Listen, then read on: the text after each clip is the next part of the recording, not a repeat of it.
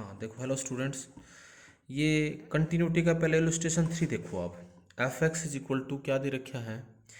F x is equal to ये लिख रखा था आपके पास ए इंटू में 1 माइनस में X sine X,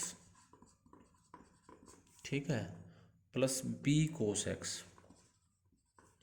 plus 5 divided by X square. ये कब था?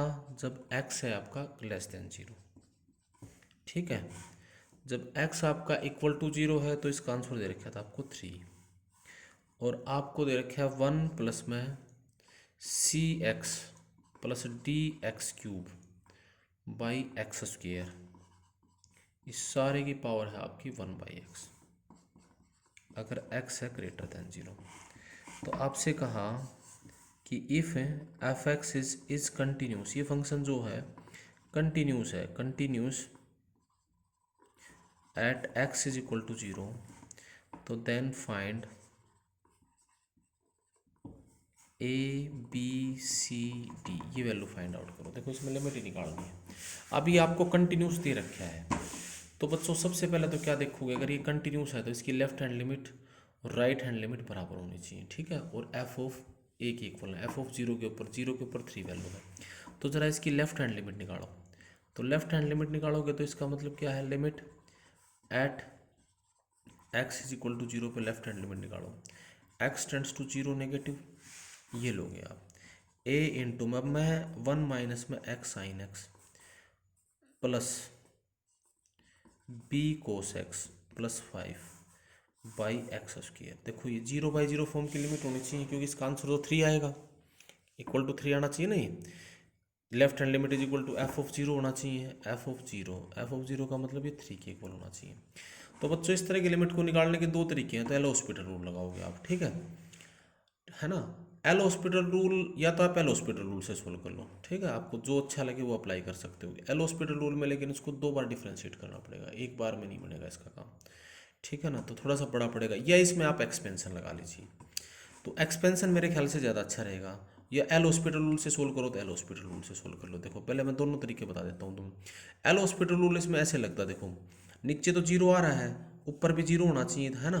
तो नीचे 0 आ रहा है, तो ऊपर x की जगह 0 रखोगे तो ये क्या हो जाएगा, a यहाँ 0 हो जाएगा, b कोस 0 की वैल्यू 0 होती है प्लस 5, यानी ऊपर आएगा a प्लस बी प्लस सी, और नीचे 0 आएगा a प्लस बी प्लस 5। तो ये किसके इक्वल होना चाहिए, 0 के इक्वेशन होना चाहिए, ठीक है, क्योंकि नीचे 0 रहा। अब ये 0 है तो इसको डिफ्रेंशिएट करो। अब आप तो इसको डिफ्रेंशिएट करोगे तो देखो क्या हो जाएगा, लेफ्ट हैंड लिमिट ये क्या आएगा, एक तो आगे समझो आपको, ये क्या होगा, limit x tends to 0 negative, ये क्या होगा a इंटू में 1 का डेरिवेटिव तो 0, इसको करोगे तो इसमें प्रोडक्ट रूल लग जाएगा, माइनस एक्स साइन का क्या हो जाएगा कोस एक्स प्लस, सॉरी ये माइनस में क्या हो जाएगा साइन एक्स, ठीक है, और प्लस में minus b cos x b sine x, ये हो जाएगा आपका। आगे समझो आपको बात ही, बी साइन एक्स और डिवाइडेड बाई 2x। अब इसको चाहो तो आप इसे निकाल भी सकते हो, दोबारा से डिफ्रेंशिएट ना भी करो, क्योंकि अब ये इंडेटरमिनेट फॉर्म नहीं रहेगी। देखो लिमिट x टेंड्स टू 0, ठीक है, 0 नेगेटिव, ये क्या है a इंटू में माइनस ये तो कॉमन आ जाएगा, इसके अलग अलग डिवाइड कर लेना। तो अलग अलग डिवाइड माइनस a बाई 2, ठीक है, ये 2 भी डिवाइड हो जाएगा, यहाँ अलग अलग इसके साथ डिवाइड हो जाएगा। तो माइनस a बाई ये 1 बाई 2 तो जाए, चलो ये क्या हो जाएगा, माइनस कॉमन आ जाएगा यहाँ से, ठीक है। ये क्या होगा, x cos x by 2x, x x cancel, minus plus sine x by 2x, ठीक है, minus b sine x by 2x, ठीक है। 2x अलग अलग डिवाइड होगा, देखो साइन x बाई एक्स कितना होता है 1, साइन x बाई की साइन x कितना होता है 1, तो ये कितना बच जाएगा minus a by 2, a into में 1 बाई 2 प्लस ये भी क्या बनेगा 1 बाई 2, कोस 0 की वैल्यू 1 बाई 2, ये भी 1 बाई 2 आ गया आपके पास। तो 1 बाई 2 1 हो गया, और माइनस में b by 2 is equal to ये 3 दे रखा है। तो ये आपके पास a और b के अंदर तो रिलेशन ये आ गया, ठीक है। अब जैसे ए और बी में रिलेशन आपका कैसे निकल जाएगा, ये देखो जरा। तो एक इक्वेशन आपके पास आ गया था a plus b plus 5 is equal to 0। एक रिलेशन आपके पास क्या आ गया, a प्लस बी बाई 2 और भाई a प्लस बी बाई 2 और इक्वल्स टू -3 या +3 इज इक्वल टू 0। ये आ गया 1 और 2। दोनों इक्वेशंस को सोल्व करके you will find out a और b आपके पास आ जाएगा। सोल्विंग 1 एंड 2 सोल्व कर लोगे मेरे ख्याल से 1 and 2 we get a and b. Solve भी कर रखा है, ये आपको बस तरीका समझाने से मतलब बताना था मुझे। आप जरा एक बार देखो इसकी राइट हैंड लिमिट देखो। जो राइट हैंड लिमिट है, राइट हैंड लिमिट वो क्या आएगी, limit x tends to 0 positive f x, है ना। एफ एक्स क्या था ये, 1 प्लस में c x plus d x cube by x square, ये सारा, इस सारे की पावर है 1/x। अब बच्चों ये 1 इन्फिनिटी की लिमिट हो सकती है, तभी तो इसका आंसर होगा इसके अंदर। अब ये 1 इन्फिनिटी की लिमिट कब होती है, जब इस बात का मतलब ये तो तभी तो इंडेटरमिनेंट फॉर्म बनेगा, क्योंकि 1 ऐड हो रहा है यहाँ पे। तो 1 कब होगी कि ये वैल्यू 0 को टेंड करनी चाहिए। तो that implies limit x tends to 0 positive c x plus d x square cube by x square, ये क्या होना चाहिए आपका 0। ये 0 कब हो सकता है, देखो ये 0 तभी हो सकता है क्योंकि इसको अलग अलग डिवाइड करेंगे। एक तो इस ये 0 तभी हो सकता है जब c क्या होना चाहिए 0 आपका, क्योंकि अगर c 0 हो जाएगा तो फिर ये क्या हो जाएगा D x cube by x square, x तो एक्स कैंसिल हो जाएगा, तो डिपेंड डी पर डिपेंड नहीं करेगा। तो इसका आंसर क्या हो जाएगा, c हो जाएगा 0 आपका। ठीक है, तो इसका मतलब c 0 है, c 0 है तो फिर ये क्या बन जाएगा आपका, यानी राइट हैंड लिमिट आपकी क्या हो जाएगी, ये बन जाएगा आपका limit x tends to 0 positive, c तो 0 होगा आपका, ये x x कैंसिल हो जाएगा, बन जाएगा 1 प्लस में डी एक्स इसकी पावर 1/x। ठीक है, इस लिमिट का आंसर क्या हो जाएगा फिर, यहाँ 1/x जो यहाँ होता है ये यहाँ होना चाहिए, यहाँ d से डिवाइड कर दो और ऊपर भी फिर इसको d से तो मल्टीप्लाई किया जाएगा। तो इसका मतलब ये क्या हो जाएगा, इस लिमिट का आंसर तो फिर अब e होगा, तो ये क्या होगा e की पावर d। तो e की पावर d किसकी इक्वल है, 3 की इक्वल है, क्योंकि लिमिट तो ये भी तो 3 की इक्वल ही आएगा ना, राइट हैंड लिमिट पे एफ ऑफ 0 3 है, तो यहाँ से d की वैल्यू कितनी आ जाएगी ln3। आप समझ गए, a और b यहाँ से निकाल लेना, c 0 d की वैल्यू ln3। तो इसको इस तरह से सोल्व करना था हमें इस क्वेश्चन को। ठीक है, तो हमें इस लिमिट इन कंटिन्यूटी के क्वेश्चनों को ऐसे सोल्व करना है, वैसे निकालनी हमें इन सब में लिमिट ही है, बस वही यूज़ करना है। ठीक है बच्चों, तो मैंने आपको जो पिछले उसमें ये बताया था, जो टाइप्स ऑफ डिसकंटिन्यूटी तो आपको समझाई दी थी, जो टाइप्स ऑफ डिसकंटिन्यूटी थी उसमें हम प्रॉब्लम्स को सोल्व कर रहे थे। तो उसमें मैंने आपको 2 टाइप बताई थी। एक तो बताई थी भाई मैंने आपको टाइप वन, जिसको मैंने आपको बताया था रिमूवेबल डिसकंटिन्यूटी। टाइप 1 में बताया था जिसकी भाई लिमिट तो या तो 2 केस थे, या तो उसकी लिमिट ही एग्जिस्ट ना करे या फिर उसकी लिमिट एग्जिस्ट करे एफ ऑफ ए के इक्वल ना हो। तो डिसकंटिन्यूटी टाइप 1 डिसकंटिन्यूटी कंटिन्यूटी, इसको एक इसके कुछ पार्ट्स बनते हैं जैसे टाइप 1 डिसकंटिन्यूटी को, इसमें 2 पार्ट्स हैं देखो। एक तो जो नॉन ये रिमूवेबल डिसकंटिन्यूटी है, ये है ना टाइप 1 यानी रिमूवेबल डिसकंटिन्यूटी, इसमें भी 2 केस होते हैं रिमूवेबल डिसकंटिन्यूटी। इसका एक केस तो क्या है भाई, या तो क्या हो इसके अंदर जो एक केस आपका बनता है, इसके अंदर क्या बनता है था देखो, एक तो क्या होता है भाई उसकी लिमिट एग्जिस्ट करे और एफ ऑफ ए डिफाइंड ना हो, एफ ऑफ ए के इक्वल, मतलब जो हमारी इंडेटरमिनेट फॉर्म हमने जितनी भी पढ़ी थी, एफ ऑफ ए जो है आपका वो डिफाइंड ही ना हो उसके अंदर। ठीक है, उसको बोलते हैं मिसिंग पॉइंट डिसकंटिन्यूटी। क्या बोल देते हैं, इस रिमूवेबल डिसकंटिन्यूटी के पार्ट से ही missing point discontinuity. Missing point discontinuity का मतलब क्या होता है भाई, that is a function f x has missing point discontinuity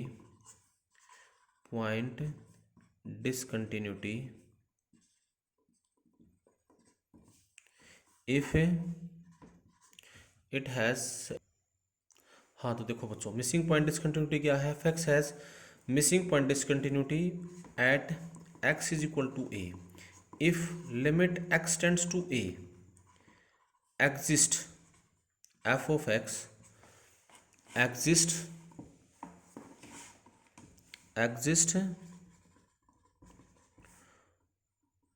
but f of a does not exist. F of A exist ना करे भाई, यानी ए पॉइंट पर उसकी वैल्यू मिस कर रही होती है कि पॉइंट पर, तो इसको बोलते हैं मिसिंग पॉइंट डिसकंटिन्यूटी बोलते थे। है तो ये भी रिमूवेबल डिसकंटिन्यूटी कि उस ए के ऊपर वो वैल्यू जो लिमिट क्या की वो रखते हैं। आप समझ गए ना बात ये। तो जितनी भी लिमिट्स हैं सारी मिसिंग पॉइंट डिसकंटिन्यूटी रखती हैं। ठीक है, जैसे कि फॉर एग्जाम्पल ये फंक्शन मैंने आपको लिखा, ये एफ एक्स ये लिख दिया मान लो। ठीक है, ये है ई की पावर 1/x -1 ई की पावर 1/x + 1। ये लिखा भाई x is not equal to 0। ठीक है, इसकी at x is equal to 0 के ऊपर चेक करो लिमिट, जैसे 0 पे तो डिफाइन ही नहीं होगा, है ना। ठीक है, तो नहीं, इसकी तो लिमिट भी एग्जिस्ट नहीं करती। चलो इस एग्जांपल को रहने दो, आगे देंगे इस एग्जांपल को अगले उसमें। तो आप समझ के बाद ये जो एग्जांपल मैंने दिए थे आपको, ये सारे ये इस पर तो लिमिट एग्जिस्ट नहीं करती इसके ऊपर। ठीक है, इसकी दूसरी जो टाइप है वो क्या है, ये है मिसिंग पॉइंट डिसकंटिन्यूटी, या फिर एक इसको बोलते हैं, या लिमिट एग्जिस्ट करे एफ ऑफ ए भी एग्जिस्ट करे लेकिन वो बराबर नहीं हो। ठीक है, उसको बोलते हैं isolated discontinuity, isolated point discontinuity, isolated point discontinuity. ठीक है, इसमें क्या होता है बच्चों, यानी limit x tends to a f of x exist but not equals to f of a, यानी यहाँ f of a भी एग्जिस्ट करेगा। आप समझ गए बात ये, तो इसको बोलते हैं आइसोलेटेड। अब इसी तरह से क्या होता था, देखो नॉन रिमूवेबल डिसकंटिन्यूटी थी, उसके टाइप्स मैंने आपको बताया था, तो जंप्ड डिसकंटिन्यूटी बताया था। ठीक है, नॉन रिमूवेबल जो थी ना, जो दूसरी टाइप डिसकंटिन्यूटी ऑफ टाइप 2, उसके भी 2-3 पार्ट्स होते हैं, उसके 3 पार्ट्स होते हैं। Discontinuity of type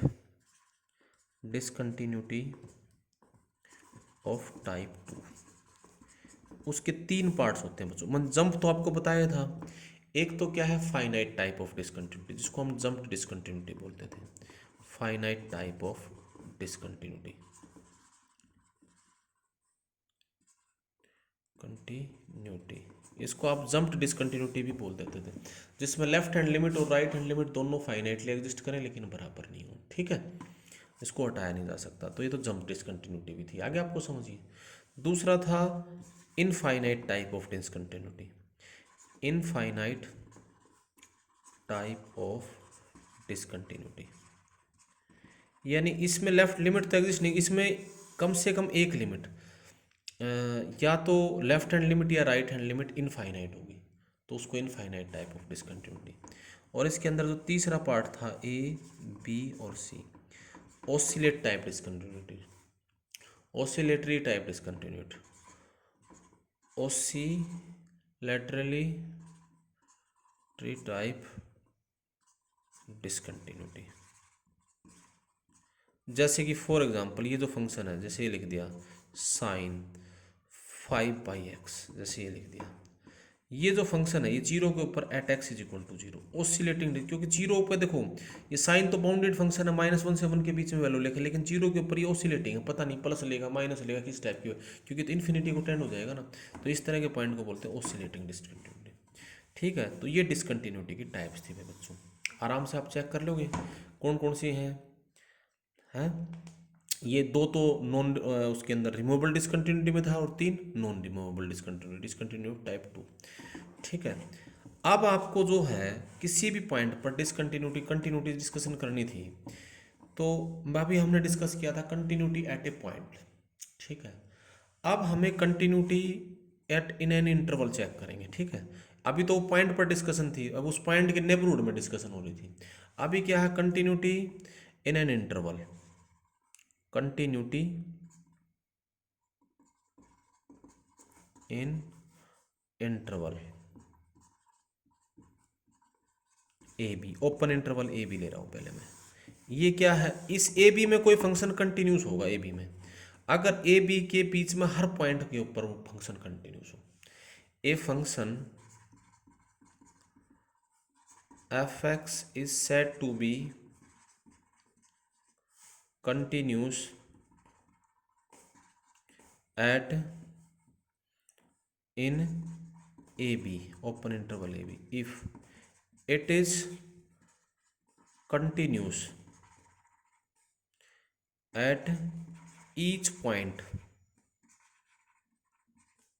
of interval के हर पॉइंट पर कंटिन्यूस हो भाई, बीच में कहीं पर भी ऐसा ना हो जहाँ डिसकंटिन्यूस हो। ठीक है, समझ के बात ही, आराम से समझ गए होगे, कर लोगे आराम से। उस पॉइंट के ऊपर जहाँ वैल्यू चेंज करता है वहाँ डिसकंटिन्यूस होता है वैसे। ठीक है, और क्लोज्ड इंटरवल में चेक करना हो continuity in closed interval a b, continuity एक बार फटाफट समझा देता हूँ definition. Continuity in closed interval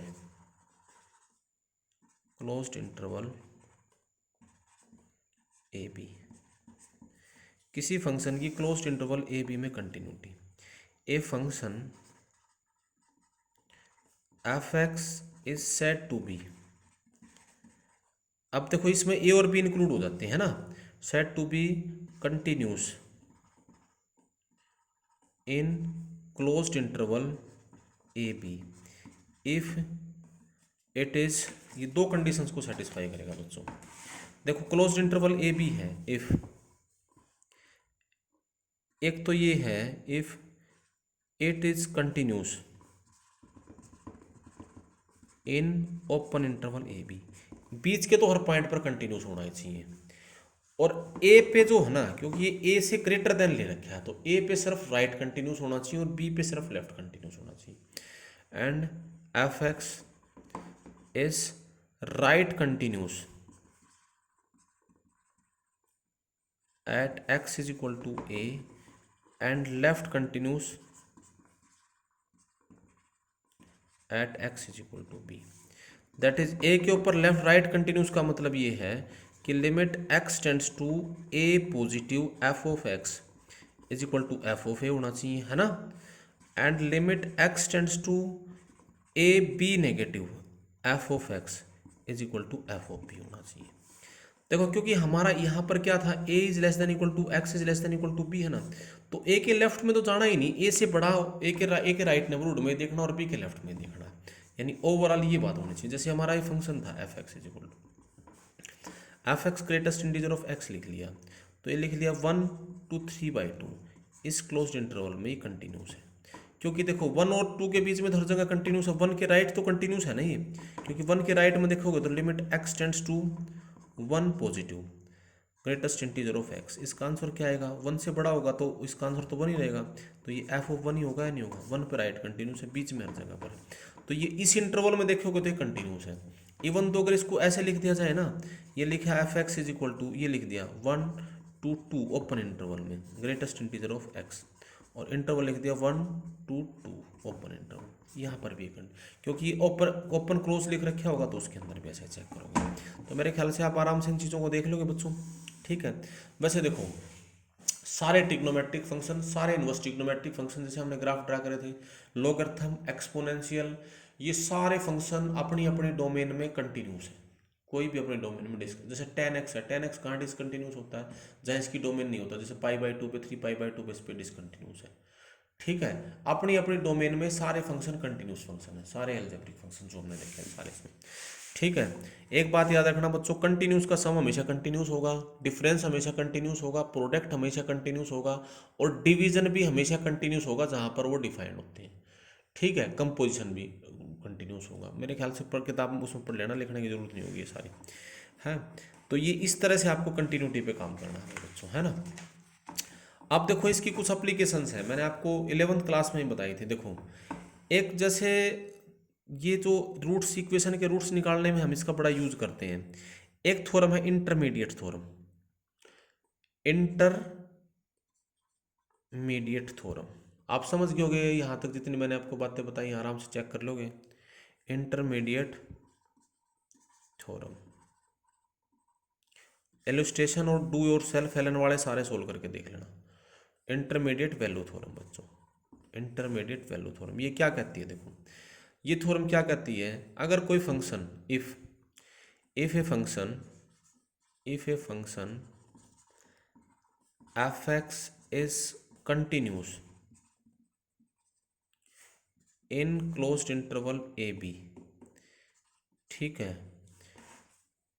in closed interval a b के अंदर ये कंटिन्यूस है, ठीक है भाई, इसकी वैल्यू मान लीजिए इंक्रीजिंग जो भी है इसके अंदर, समझ के बात ये, और ए बी के अंदर ये क्लोज्ड इंटरवल ए बी के अंदर कंटिन्यूस है, तो ये क्या कहता है, and it takes the values, and closed interval a b के अंदर ये कंटिन्यूस है, एंड कोई वैल्यू है y naught is the value belongs to F of a to F of b, ठीक है, मान लो एफ ऑफ ए पे उसकी वैल्यू है पी के ऊपर, f y note f of a और एफ ऑफ बी के बीच में कोई वैल्यू है, समझ के बात ये, तो ये थ्योरम कहती है then there exist a point c in a b such that f c is equal to y naught होगा, यानी y note f of a और एफ ऑफ बी, ए और बी के बीच वैल्यू के बीच में कोई पॉइंट है, और फिर ये सी कोई ना कोई पॉइंट ऐसा जरूर लाई करेगा जहां पर, देखो क्लियर सी बात है भाई, ये कंटिन्यूस फंक्शन है, देखो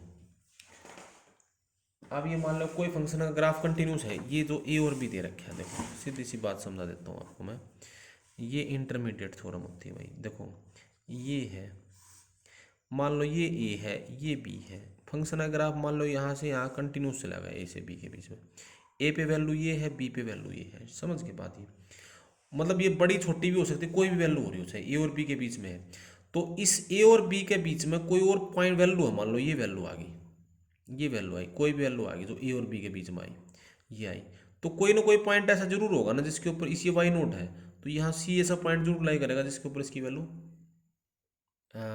सी वाई नोट ले रहा है, समझ के बात ही, सी पॉइंट के ऊपर इसकी वैल्यू वाई नोट आई, क्योंकि कंटिन्यूस है, इसका ग्राफ ब्रेक तो होगा ही नहीं, आप समझ के बात, इसको बोलते हैं इंटरमीडिएट थ्योरम, ठीक है।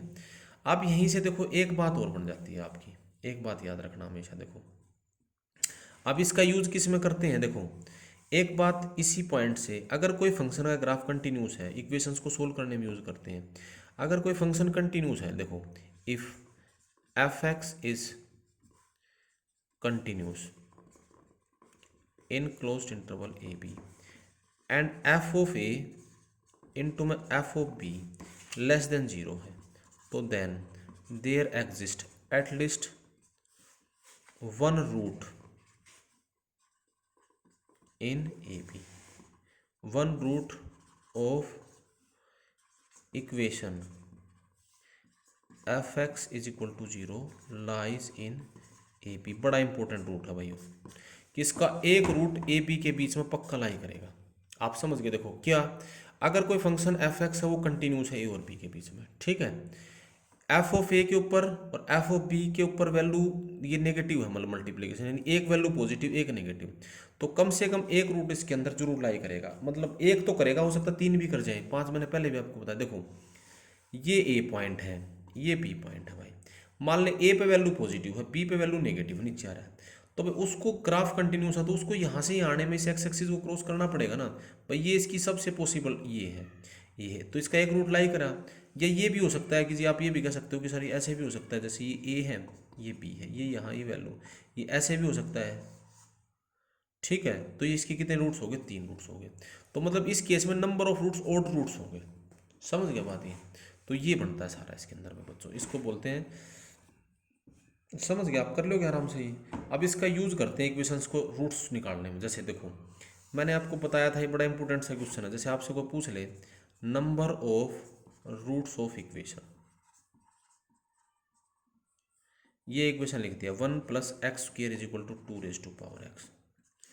अब देखो बच्चों इसको या तो आप ग्राफ से सोल्व करोगे, लेकिन इसका ग्राफ हम रफ आइडिया लेते थे, रफ आइडिया से हमें क्या होता था कि भाई इसमें 2 ही रूट्स बने, ग्राफ ड्रा करके देखोगे ना आप इसके अंदर, ये मैं कई बार क्लास में डिस्कस कर चुका हूँ, बड़ा इंपॉर्टेंट क्वेश्चन है ये, एक बार फिर आपसे डिस्कस करता हूँ मैं, जैसे ही आपसे आ गया 1 + x² is equal to 2⁻x, इसके नंबर ऑफ रूट्स देखने हमें, तो फंक्शन आप लो जरा, देखो ये फंक्शन लिखा f(x) is equal to 1 + x² - 2⁻x, ठीक है, दो रूट तो इसके दिख ही रहे हैं, 0 और 1। देखो 0 रखोगे तो दोनों तरफ सेटिस्फाई करेगा, 0 रखोगे तो left hand x is equal to 0 और x इज इक्वल टू 1। 0 रखोगे तो इधर 1, 2 की पावर 0 1 आ गया। 1 रखेगा तो 1 + 1 2, 2 की पावर। दो रूट तो हैं ही। देखो 0 रखोगे f ऑफ 0 की वैल्यू 0, f ऑफ 1 की वैल्यू 0, है ना। यहीं पे सोल्व कर देते हैं इसी क्वेश्चन के अंदर, है ना। एफ ऑफ, इसको आप देखोगे, अब देखो 0 आई, दो रूट तो हो गए 0 और 1, है ना। अब तीसरा रूट देखो किसके, एक एफ ऑफ 2 की वैल्यू निकाल के देखो क्या होगा, 1 + 2 स्क्वायर माइनस 2 की पावर 2, यानी 1 आंसर आएगा। एफ ऑफ 3 निकालो भाई, 0 तो नहीं आया, खैर एफ ऑफ 3 की वैल्यू निकालोगे 1 + 3 स्क्वायर माइनस 2 की पावर 3, तो इसका आंसर 9 - 8, ये 2 आ जाएगा, ठीक है। एफ ऑफ 4 की वैल्यू निकालोगे 1 + 4 की पावर 2 - 2 की पावर 4, तो ये 1 ही आ जाएगा। एफ ऑफ 5 निकालोगे बच्चों 1 + 5 की पावर 0.2 की पावर 5, ये नेगेटिव आ गया, आएगा ना। जैसे ये तो 1 आ गया था, ये कितना होगा 25 + 26 माइनस 34 2, तो ये क्या हो जाएगा -6। देखो 4 पे तो इसकी वैल्यू 1 आई, 5 पे आई -6, तो इसका मतलब 4 और 5 में इसका एक रूट और होगा ना, है ना। एक रूट और 4 और 5 में होगा, तो इसके कितने रूट्स होंगे, 3 रूट्स होंगे, ठीक है। ये बड़ा इंपॉर्टेंट क्वेश्चन है बच्चों, ध्यान से देख लेना। तो इस तरह से इसकी एक एप्लीकेशन होती है बच्चों, रूट्स के निकालने के लिए भी हम काम करते हैं, ठीक है। जैसे कोई एक क्वेश्चन जैसे ऐसे लिख दिया, ये फंक्शन है भाई f from 0 to 1 to 0 to 1 onto function है। ऑन टू फंक्शन का मतलब है 0 से 1 के बीच में वैल्यू लेगा, वही 0 से 1 के बीच में लेगा, 0 के ऊपर, ये ऑन टू फंक्शन है सारा इसके अंदर, ठीक है। और क्या कह रहा है, देन प्रूव दैट